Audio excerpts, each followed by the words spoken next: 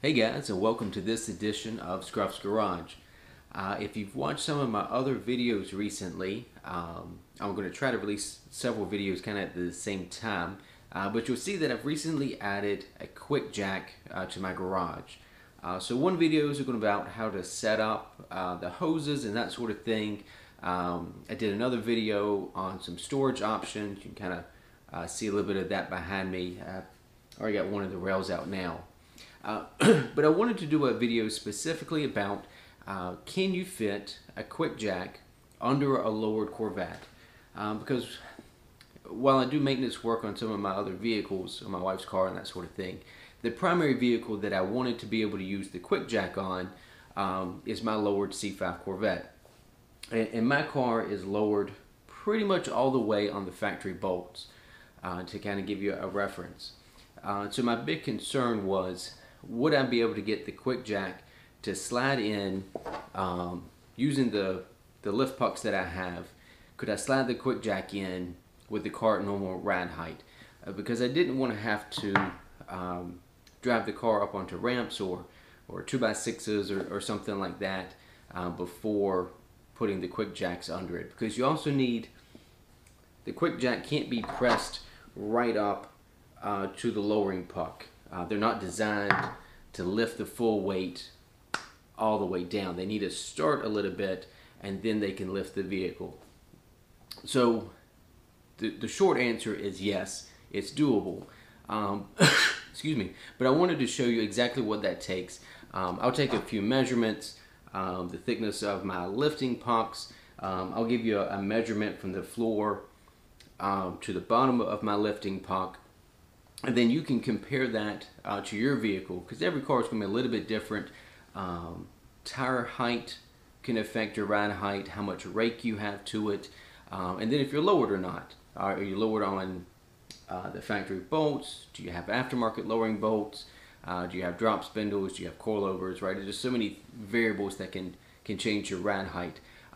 So I'll give you some reference points, and then I'll show you how well what it takes to get the QuickJacks under there. So if you're in the market for some and you're concerned like I was, are you going to be able to get them under there without too much work? That'll help you make an assessment. So let's get started, and I'll show you a few measurements. Okay, so I'm over here at the front of the car. I have my jacking puck in place. The jacking puck, these are the Elite Engineering aluminum jacking pucks. They are exactly 1 inch thick. With that in place and the car at the normal ride height, this is exactly as I drove it into the garage. I drove it to work today. From the concrete floor to the bottom of the jacking puck is just over 3.5 inches. Maybe call it 3 9/16, something like that. Okay, so now we're at the back of the car. The car has a little bit of a rake to it, so the back is higher than the front. So at normal ride height, the back is under 4 inches. Call it 3 13/16, something pretty close to that. So it's just a little bit more clearance here in the back.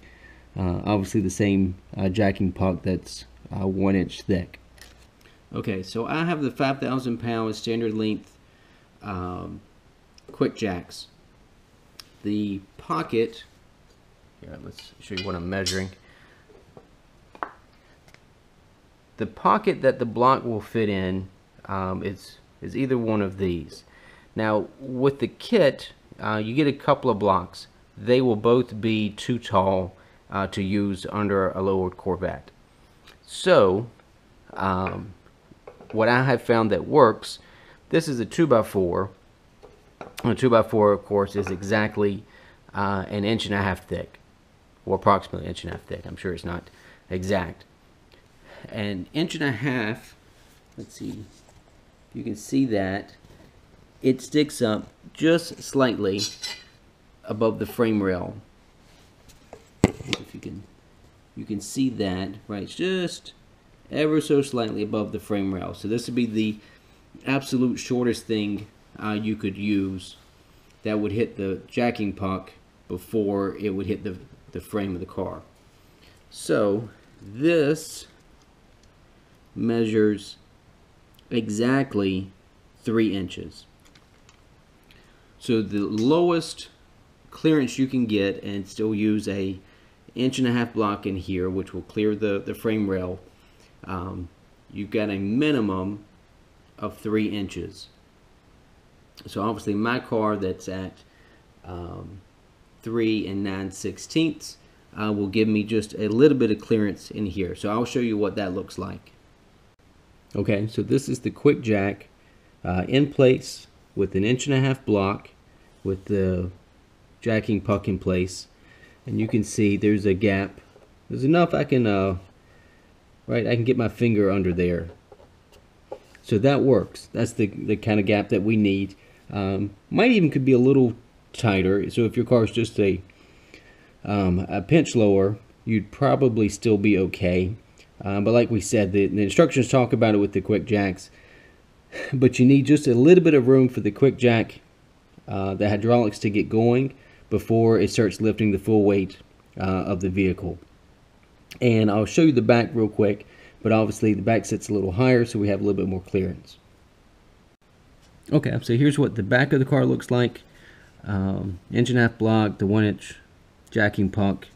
I've got even more clearance, right? I can get pretty much a whole finger under there. So that's plenty of space. If the back of your car were lower than mine, it would still do the trick. And just in case you were curious, so the shortest block that comes with the QuickJacks is 2¼ inches thick, and this is snug. It is pressed right under there. There is zero clearance, which is not what they recommend.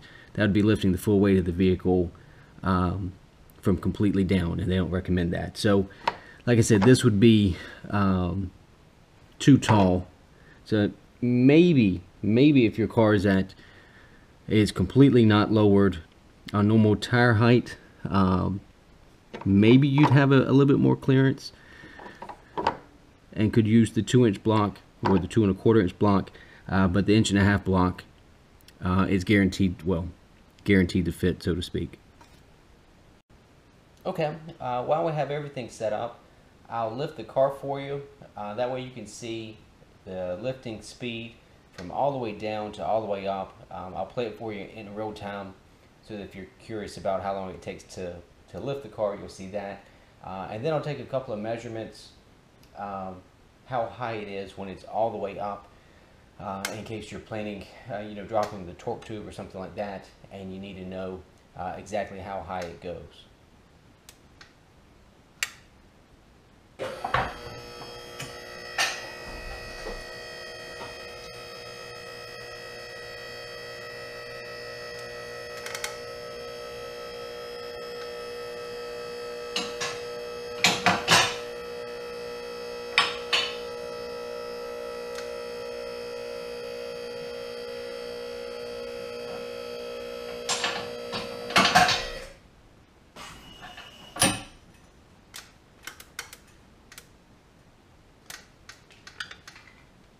Okay, so that's all the way up, and now it's resting on the highest lifting point.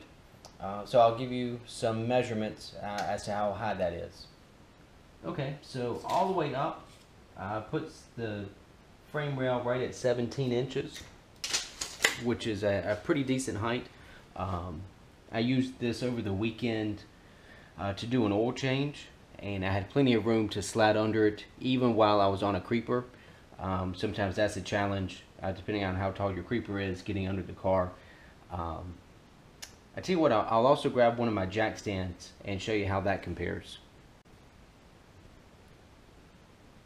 Okay, so this is a 3-ton jack stand. It's actually what I had the car sitting on when I pulled the torque tube. This is the highest position it goes to.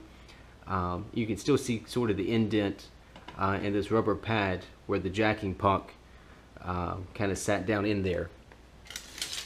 So that measurement, that height, is almost, I don't know if you can see that very well. There we go. It's dead on 17 inches.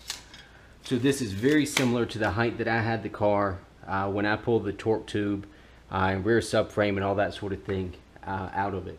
So I don't see any reason if you were using the QuickJacks instead of having the car sitting on jack stands and needed to pull the torque tube to do a clutch job or anything else you might be doing. Obviously I pulled the engine as well. I feel pretty confident that the QuickJacks would get the car high enough for you so that you could get all that those front and rear subframes and the torque tube, that sort of thing, out of the car. So hopefully that's a decent reference point for you.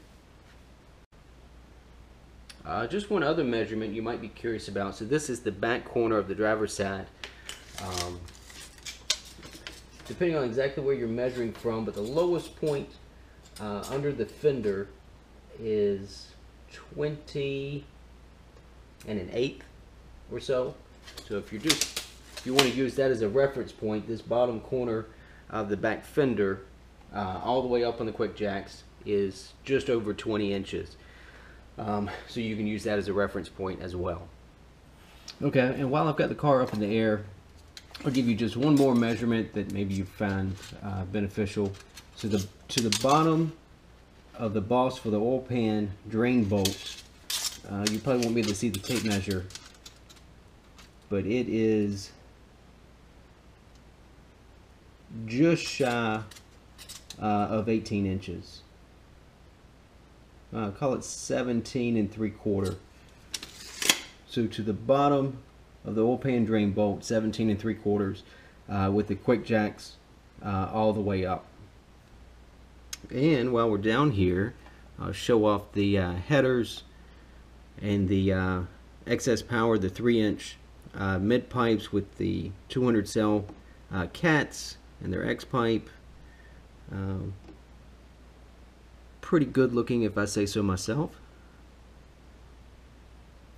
Certainly plenty of room under the car, depending on what you needed to do.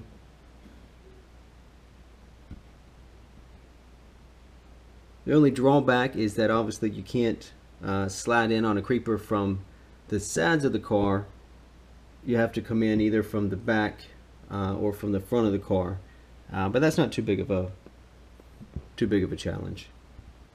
Okay, and of course the final step to lower it. Right now the weight's sitting on the locking leg, the support leg. So we'll go up on the hydraulics to take the weight off of those. We'll flip over the cam locks on both sides, and then we'll be able to lower the vehicle.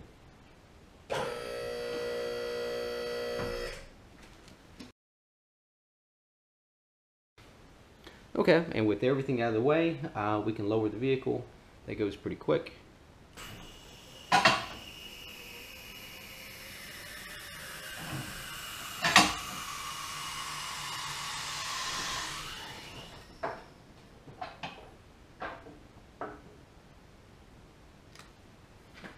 There we go. Okay, so there you go. That's what it takes to get a set of QuickJacks to fit under a lower Corvette. Hopefully those measurements and dimensions, it's something you can compare to your car, because like I said, your ride height may be different than mine, but it gives you a starting point. You can compare those and see if the QuickJacks are going to fit under your car. They fit under mine. I'm very happy with it. But obviously I can't use the rubber blocks that came with the QuickJacks. There's the 2 1/4 ones, and then the taller 3, 3.5, something like that. They just simply aren't going to fit. The 1.5-inch blocks are what's going to be needed to get it to fit under a lowered Corvette. And then hopefully the other measurements about total lift height can be a reference point for you as well, in case you're trying to do some suspension work or dropping the torque tube to do a clutch or something like that. Obviously I didn't have these when I did that work, but based on the reference to the jack stands, I think it would get it high enough that you can get the those items out from under the car.